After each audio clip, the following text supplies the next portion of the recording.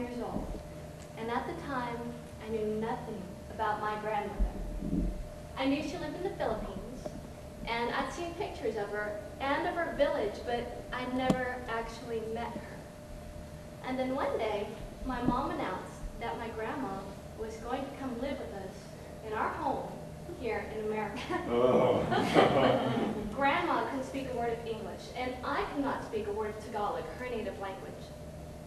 Two different generations, two different languages, two very different people.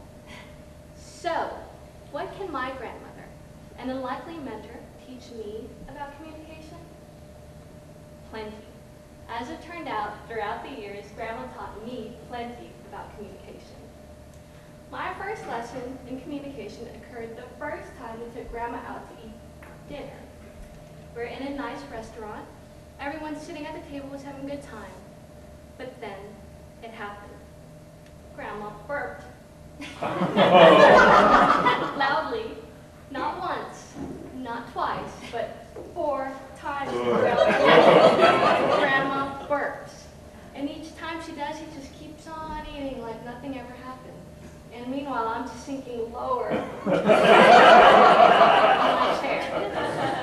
Later, I learned that where Grandma comes from, it's perfectly acceptable to burp while you're eating. In fact, that's how you communicate with others around you that the food you're eating is delicious. Well, not here. Not in America. That's just bad manners. So I learned firsthand that what's acceptable in one culture doesn't necessarily go so well in another culture. But little did I know, there are more lessons to come. I was 11 years old when Grandma taught me that sometimes you have to look beyond the words to get the real message. Like I said, Grandma didn't know English.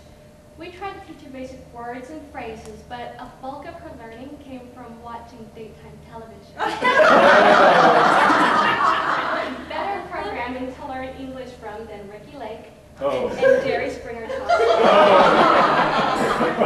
I come home from school one day and Grandma greets me at the door with, "Yo, homie, what's hanging in your hood?" Initially, I was shocked because grandmas don't say things like that. But then I realized she was trying to tell me something else. It was how her eyes were so big with excitement, and how she had a trembling, nervous little smile as she enunciated every single word. And it was the way she looked up at the ceiling, like she tried to remember what word came next, as if she had been practicing.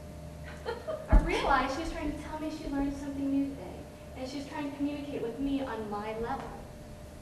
I was so proud of her. So I put my arm around her and I said, "Homie, it's all good in the hood." Her trembling little smile turned into a great big grin. And it was her confident grin that told me more than any phrase from Ricky Lake or Jerry Springer ever could. I was 16 years old when Grandma taught me that a short and simple message can be very effective. I was going on a date. I was a junior in high school. My brother and I were close. He thought it was his responsibility to always look after me. So he thought he should give me the dreaded talk. I was about to leave when my brother stops me. "Farah, we need to talk.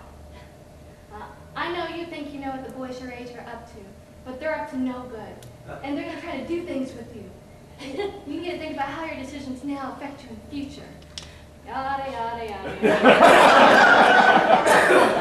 He goes on for 15 minutes with an awkward speech about teenagers and hormones, and I'm sitting there just praying for it to be over. And when he's done, I say, "Thanks, Drew, got it." And I turn to walk out the door. There's my grandma in front of the door, with her hands on her hips.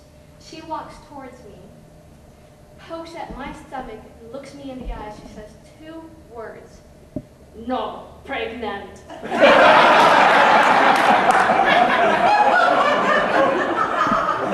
Ew. Got it, Grandma. Keep it simple. That she did, and boy, was her message loud and clear.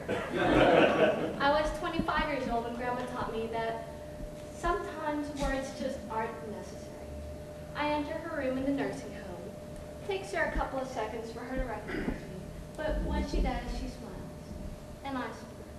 I take her hand, I kiss her on the forehead, and we sit there together in silence watching Wheel of Fortune. No words exchanged because there's nothing to be said. It was a perfect way for us to spend the evening together, letting each other know that we were there for one another without saying a single word. And so now I look at the lessons she has taught me. Appreciate cultural differences. Keep it simple. Appreciate the silence, and look beyond the words.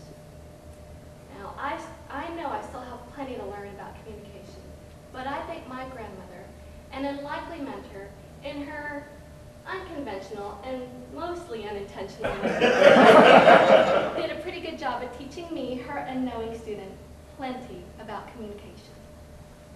Mr. Toastmaster.